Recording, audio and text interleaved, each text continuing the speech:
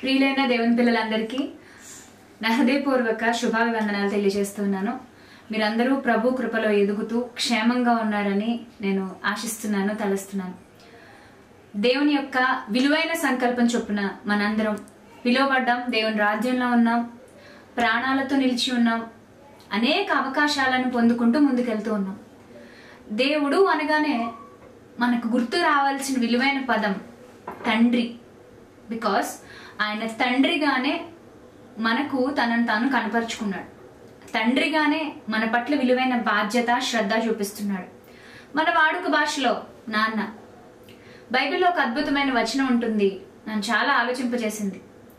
ఆయన అబ్బా తండ్రి అని పిలిచే తన కుమారుని యొక్క విలువైన ఆత్మను మనకు అనుగ్రహించి మనల్ని విలువైన స్వతంత్రులుగా నడిపిస్తున్నాడు అంటాడు. గలతీ అనే సంఘానికి లేఖ రాస్తూ పౌల్ గారు ఈ విధమైన భావాన్ని ఎక్స్ప్రెస్ చేస్తారు. అవును, అబ్బా తండ్రి అని పిలవడం అంటే అది చిన్న సంగతి కాదు. క్షయమైన మానవ దేహంలో ఉన్న మనుషులకు అక్షయుడైన తండ్రిని సేవించే అద్భుతమైన అవకాశం రావడం ఎంత గొప్ప ధన్యత. ఆయన్ని ప్రార్థనలో నాన్న తండ్రి అని పిలుస్తూ మనకు కావలసినవి అడుగుతూ ఆ దేవుని ధర్మ విధులకు లోబడి బ్రతుకుతూ కష్టాలలో కన్నీళ్లలో ఆయన పాదాలు పట్టుకుంటూ ఆయన వైపు చేతులు చాపుతూ ఇక నిరంతరం ఆయన మీద ఆనుకుని బ్రతకాలన్న ఒక చక్కని విశ్వాస జీవితాన్ని కొనసాగించడం అంటే అది చిన్న విషయం కాదు. ఆయన శక్తి, ఆయన బలం ఉంటేనే అది సాధ్యపడుతుంది. అందుకే అలాంటి శక్తిని, బలాన్ని పొందుకున్న వారందరినీ మరింతగా బలపరచాలన్న ఉద్దేశంతో ఒక విలువైన పాటని మీ ముందుకు తీసుకురావడం జరిగింది. ప్రోమో, నాన్న నడిపే నాన్న ప్రోమో. మీలో ఎంతో మంది, లక్షల మందిని అది ఆదరించింది. చాలా మంది వెయిట్ చేస్తూ ఉన్నారు. యాక్చువల్గా జనవరి 15, 16 తారీఖుల్లో అది రిలీజ్ కావాలి, కానీ కొన్ని కారణాల వల్ల, కారణాలు అవి అని నేను చెప్పలేను, కానీ చాలా జరిగాయి, చాలా కారణాలు ఉన్నాయి. ఎందుకంటే ఈ సంవత్సరం పాట ఆ టైంకి రిలీజ్ అవ్వాలి అనుకున్నప్పుడు ఎందుకో మరి జరగలేదు. మన సొంత ఆలోచనలు చాలా ఉంటాయి, కానీ దేవుని తలంపులు, దేవుని సహాయం అద్భుతంగా ఉంటుంది. నేను ఊహించని రీతిగా దేవుడు ఈ విధంగా నడిపించి అద్భుతంగా ఆ ఫుటేజ్ రావడానికి కృప చూపించారు. చాలా మంది ఒక క్వశ్చన్ చేస్తారు, ఎందుకంటే క్రైస్తవ్యంలో ఏ పని చేసినా దాని మీద విమర్శకులు ఉన్నారు, సద్విమర్శకులు ఉన్నారు, దుర్విమర్శకులు ఉన్నారు. సద్విమర్శ ఎప్పుడు బలాన్ని ఇస్తుంది, సద్విమర్శ ఎప్పుడు సరి చేసుకోవడానికి మనల్ని ప్రోత్సహిస్తుంది. కానీ కోడిగుడ్డ మీద ఏకలు పీకుతూ ఏది పడితే అది విమర్శ చేస్తాం అనుకునే వాళ్ళని మనం పెద్దగా పట్టించుకోవాల్సిన అవసరం లేదు. దేవుని పనిలో ముందుకు సాగుతూ ఉన్నప్పుడు, ముఖ్యంగా క్రైస్తవ సమాజంలో పాటల విషయంలో చాలా రూమర్స్ వస్తున్నాయి, చాలా రకరకాల ఆలోచనలు వాళ్ళకు ఉంటున్నాయి. ఈ పాటకి ఇలాగే ఎందుకు ఉండాలి, ఈ పాటని ఇలాగే ఎందుకు షూట్ చేయాలి, ఈ పాటలో ఇవే ఎందుకు పెట్టాలి అని రకరకాలుగా మాట్లాడుతూ మార్కులేస్తూ ఉంటారు. కానీ ఒక పాట పూర్తిగా రెడీ అయ్యి వచ్చేటప్పటికి ఎంత కష్టం, ఎంత ఎఫర్ట్ పెట్టాలి, ఎన్ని నిద్రలేని రాత్రులు గడపాల్సి వస్తుందో, ఎంత కష్టం దానికోసం తీసుకోవాల్సి వస్తుందో, ఇదంతా ఏదో బాధతో ఇబ్బందితో జరగదు. చాలా ఇష్టపడి చేస్తూ ఉంటాను దేవుని పని అన్నప్పుడు. అదేవిధంగా ఈ పాట కూడా అంతే చక్కగా వచ్చింది. రేపటి దినాన, అంటే ముఖ్యంగా ఆదివారం, అందరూ ఆరాధనల్లో చాలా బిజీగా ఉంటారు. మీ అందరికీ మాట ఇచ్చిన రీతిగా లాస్ట్ సండే రిలీజ్ చేస్తామని చెప్పాం, కానీ అది అవ్వలేదు. చాలా బాధపడ్డాను నేను కూడా. మీలో చాలా మంది నిరంతరాయంగా కామెంట్స్ చేస్తూనే ఉన్నారు, మెసేజెస్ చేస్తూనే ఉన్నారు, అడుగుతూ ఉన్నారు ఎప్పుడు వస్తుంది నాన్న పాట అని. కానీ రేపటి దినాన మీ అందరి సమక్షంలో అది రిలీజ్ అయ్యి అనేక మందిని, భవిష్యత్తులో ఇంకా అనేక మందిని చేరుకోవడానికి ప్రభు ద్వారాలు తెరిచారని అనుకుంటున్నాను. కాబట్టి ప్రార్థించండి. రేపటి దినాన, అంటే ఆదివారం నాడు, అంటే ఫిబ్రవరి 4వ తారీఖున ఆదివారం మధ్యాహ్నం 1 గంట లేదా 2 ఈ లోపే పాట మీ ముందుకు తీసుకురావడానికి మేము ప్రయత్నిస్తున్నాం. షూర్, తప్పకుండా మీ దగ్గరికి వస్తుంది. మీరు ప్రార్థన చేయండి.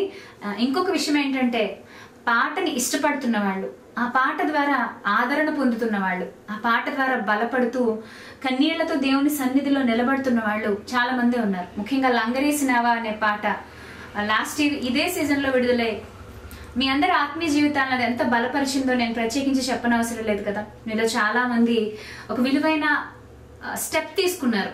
అంటే పడిపోయిన వాళ్ళు, బలహీనంగా ఉన్న వాళ్ళు, వెనక అడుగులు వేస్తున్న వాళ్ళు, దేవుళ్ళు ఇంకొక అడుగు ముందుకేయడానికి లంగరేసినావు అనే పాట ఒక అద్భుతమైన ప్రోత్సాహాన్ని ఇచ్చింది అని చెప్పినప్పుడు నిజంగా విన్న నాకు కన్నీళ్ళు ఆగలేదు.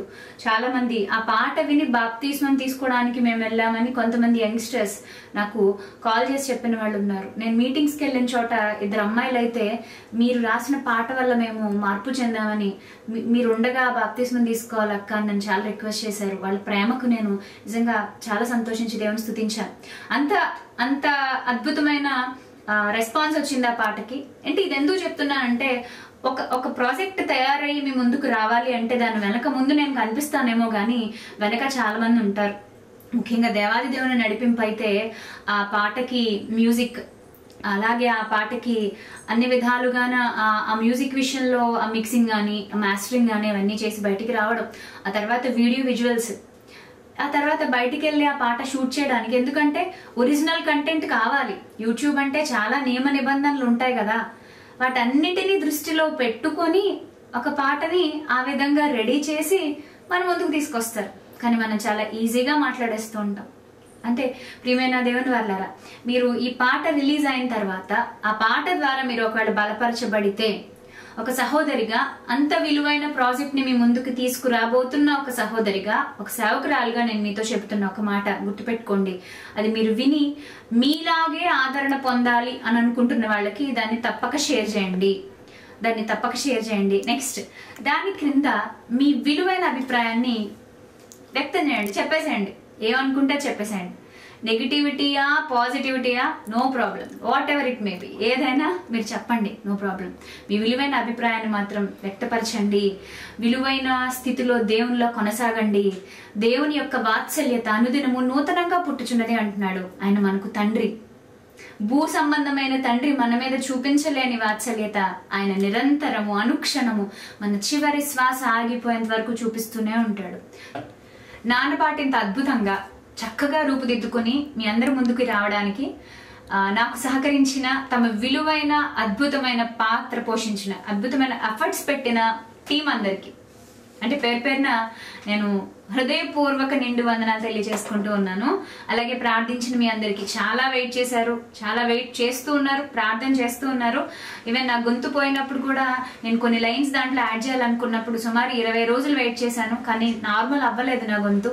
కానీ దేవుడు అప్పుడు కూడా నాకు కృప చూపించి ఒక మంచి దారి చూపించారు.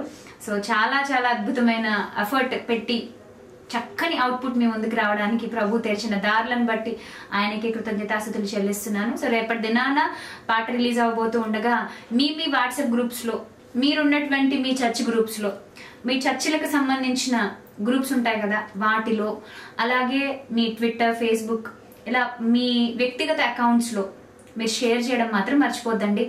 ఇది చాలా విలువైన, అందరికి అవసరమైన ఒక ప్రాజెక్ట్. తప్పకుండా అందరికీ చేరువయ్యేట్లుగా మీ వంతు కృషి మీరు చేయాలి అని నేను మీ సహోదరిగా కోరుకుంటున్నాను. మీరు పాటను నిజంగా ఇష్టపడితే, నిజంగా పాట వల్ల మీరు ఆశీర్వదించబడితే దయచేసి అది కొందరికైనా షేర్ చేయండి. అది మీ వంతు బాధ్యతగా తీసుకోండి. ప్రార్థించిన మీ అందరికీ, బెస్ట్ విషెస్ తెలియజేస్తున్న మీ అందరికీ నా నిండు వందనాలు మరొకసారి తెలియజేస్తున్నాను. ఫిబ్రవరి 4వ తేదీన ఆదివారం నాడు పాట రిలీజ్ అవుతుంది మధ్యాహ్నం. తప్పకుండా గుర్తుపెట్టుకోండి. ఛానల్ని చూస్తూ ఉండండి. దయచేసి మీ అందరూ మా కోసం ప్రార్థించండి. మేము కూడా మీ అందరి కోసం ఎప్పుడు ప్రార్థిస్తూ ఉంటాం. Thank you. Stay tune. God bless you all.